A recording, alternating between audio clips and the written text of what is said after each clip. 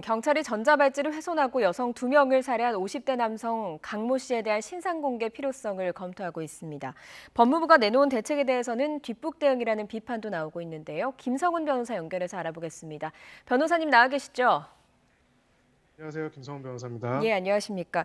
참 충격적인 사건입니다. 전자발찌를 끊고 달아난 것도 충격적인데 살인 사건까지 벌어졌습니다. 전반적으로 봤을 때 이번 사건을 막지 못한 가장 큰 원인 뭐라고 보십니까?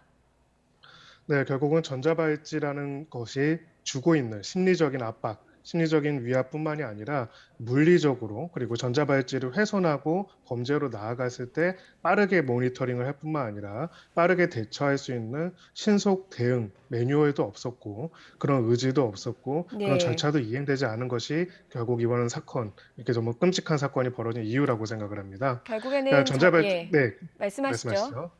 예, 전자발찌라는 게 이제 기본적으로는 그 두 가지 측면이 있습니다. 하나는 그 사람이 다시 범죄를 저지르지 못하도록 심리적으로 억압하는 부분도 있고요. 만약에 그런 모니터링이부터 빠져 있다는 것이 드러날 경우에는 즉각적인 공권력이 개입하는 것, 그 두 가지 요소를 작용을 하고 있는데 지금 이 두 가지가 한꺼번에 무너져 내린 겁니다. 너무나 예, 쉽게 훼손하고 또 그 훼손한 다음에 대응 또한 이렇게 살인 범죄가 벌어질 때까지도 제대로 이루어지지 못했던 것이죠. 예, 결국에는 전반적인 면들에서 좀 구멍들이 계속해서 발생을 한 건데 좀 자세히 살펴보면 이 사람이 전과 14범입니다. 강도 강간, 강도 상해 등의 수감 전력이 있는 사람이거든요. 2005년에 15년 선고를 받고 복역을 했고 2020년에 일단 형기가 다 채워졌는데 올해 5월에서 사회로 나왔거든요. 전자발찌를 착용하고. 네, 예, 어떤 그렇습니다. 예, 배경이 있는 겁니까?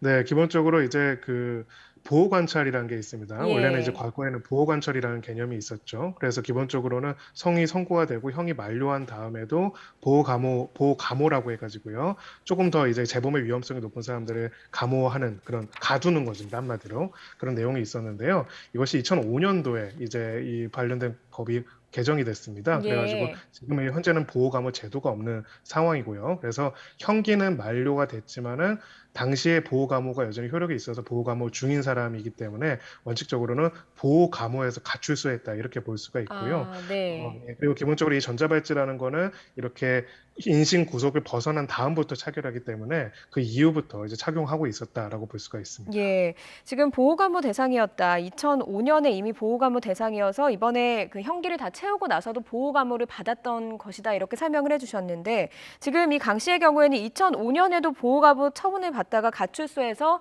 석 달 뒤에 범행을 저질렀고요. 이번에도 네. 비슷한 패턴이 또다시 발생을 했습니다. 그러니까 5월에 출소해서 8월에 범행이 저질러진 거거든요. 그렇다면 네. 이번 그 심사를 통해서 가출소 한 것 자체에 기준에 문제가 있는 것 아니냐라는 의문도 드는데 어떻습니까? 네, 당연히 그렇습니다. 왜냐하면은 결국은 물론 보호감호 제도 자체가 이제 위헌성 여부가 논란이 되다가 폐지된 지 꽤 많은 시간이 흐르기는 네. 했지만은요. 결국은 그럼에도 불구하고 그 당시에 보호감호에 효력이 미치는 사람을 가출소야 할지 여부는 어차피 교정 당국에서 판단할 수 있는 부분이었습니다.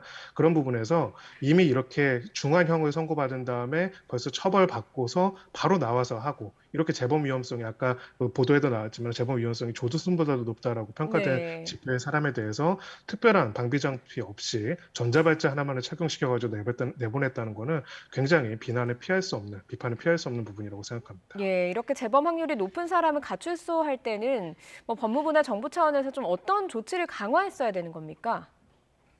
네, 일단은 두 가지 점을 꼭 봤어야 한다고 생각을 합니다. 지금 내용을 봤을 때는 이 두 가지 전조 증상이라는 게 있습니다. 소위 말해서 전자발찌 착용을 훼손하고 범죄를 저지르는 경우들에는 전자발찌로 인한 여러 가지 규칙들이 있습니다. 야간에 뭐 출입 제한이라든지 이런 부분들을 예. 위반하기 시작하는 모습들이 나타나고요. 그런 부분들을 바탕으로 했을 때 위험성을 평가해가지고 엄중하게 봐야 하고요.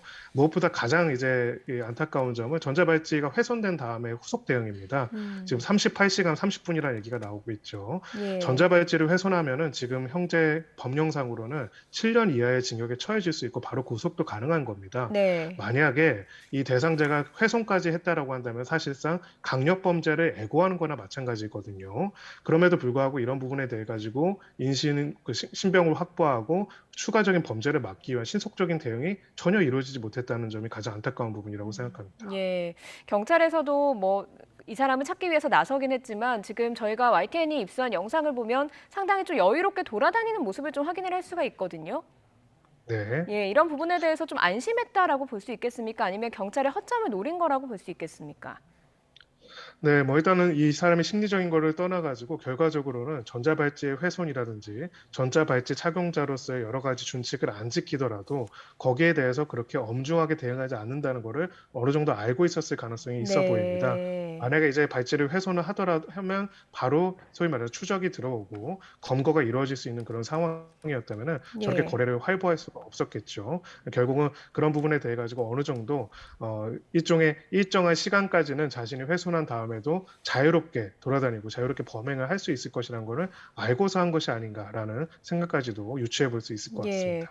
전자발찌를 뭐 끊었다는 것 자체가 상당히 좀 대범하다라고 볼 수 있겠는데 또 놀라운 거는 전자발찌가 그토록 좀 쉽게 절단될 수 있다라는 부분이거든요. 어떤 재질로 만들어졌길래 이렇게 쉽게 훼손이 되는 겁니까? 네, 지금 여러 가지 재질 강화가 계속 이루어졌습니다. 그 이후에도 네. 이루어졌지만 여전히 이제 수십 건, 뭐 연도마다 다르지만은 제일 많았을 때는 80 연도별로 81건에서 48건까지 계속 이제 발생을 하고 있고요. 네. 최근에 좀 감소하긴 했지만 여전히 훼손이 계속 이루어지고 있습니다. 결국은 이제 여러 가지 이제 처음에는 이제 이 내용에 대해 가지고 재질을 더 훼손이 불가능한 재질로 올려갔다고는 하지만은 마음을 먹고 훼손을 했을 때는 얼마든지 훼손이 되는 것이 계속 나타나고 있고요. 또 무엇보다 중요한 게 이제 훼손을 사실 물리적으로 아예 불가능하게 하는 건 사실은 불가능할 수밖에 없습니다. 네. 그거는요. 다만 불가능하겠지만은 훼손이 되고 나서 신속하게 대응을 해가지고 더 이상의 추가 범죄를 못하고 도주를 못하도록 하는 시스템이 여전히 작동하지 못하는 부분들이 나타났기 때문에 결국 이번에도 발생한 것이다. 이렇게 보여집니다. 예, 알겠습니다. 앞서서 이런 사람들에 대한 전조 증상이 나타난다. 그래서 야간 출입 제한을 위반한 경우가 이 사람도 있었다라고 설명을 해주셨는데 경찰이 확인을 하러 갔습니다. 보호 관찰관이 확인을 하러 갔습니다만 집 앞에서 그냥 이 사람 말을 믿고 돌아왔거든요. 어떤 조치를 네. 좀 취했어야 좀 맞다고 보시는지요? 네, 기본적으로는 물론 이제 1회 위반만으로 바로 신병 구속을 하기는 어려웠을 것으로 보입니다. 다만 이제 전자발찌 훼손한 상황에서도 이 사람의 범죄 전력 그리고 그 전에 준법을 위반한 부분들을 종합적으로 고려해 봤을 때는 추가 범행을 위해서 전자발찌 훼손할 가능성이 굉장히 높은 위험성 네. 있는 척도로 평가될 수가 있기 때문에 이런 경우에는 신병 구속이라든지 신병 확보를 위해서도 조금 더 빠르게 조치가 이루어졌어야 하는데 바로 그런 위험성 평가가 제대로 이루어지지도 않았고 통상적인 전자발찌 훼손 사례랑 크게 다름없이 처리를 했기 때문에 결과적으로 이렇게 발생한 것이다 이렇게 볼 수 있습니다. 예. 관리 인력 부분에 대해서도 법무부 차원에서 좀 확충을 하겠다 이렇게 발표를 하긴 했지만 7월 기준으로 보면 관리 직원 한 명당 17.3명의 전자발찌 부착자를 감독한다 이렇게 설명을 하고 있거든요. 이게 감독 대상자도 계속 늘고 있지만 인력을 늘리는 게 왜 가능하지 않았던 건지 이제서 늘리는 게 가능해지는 건지도 궁금합니다. 네, 정말 안타까운 일이지만 저희가 사실 이런 주제로 여러 번 이야기를 한 적이 있습니다. 전자발찌가 훼손되고 그때마다 감독 인력을 확충하겠다라고 이야기는 하지만은 결과적으로 그렇게 이행되지 못했고요. 결과적으로 대상 범죄자 수가 굉장히 늘어나는데 거기에 맞춰서 선제적으로 인력이 확충 안 된 부분도 있고요.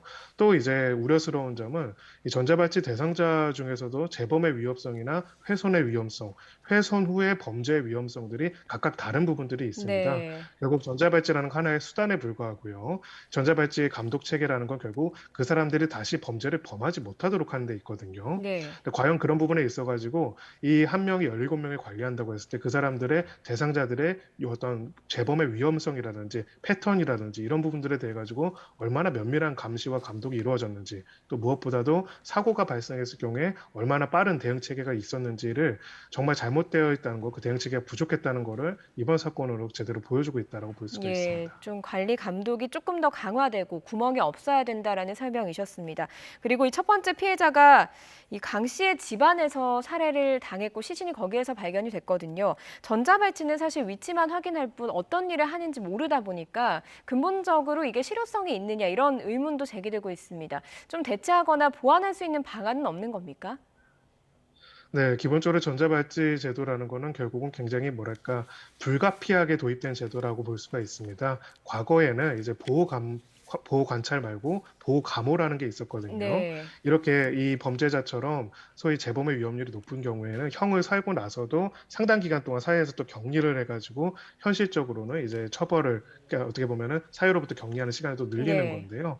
이게 이제 위헌 판결이 나고 전체적으로 이제 다 없어지게 되면서 전자발찌 같은 전자적인 수단에 의한 어떤 굉장히 약화된 방식밖에는 불가능해진 거죠.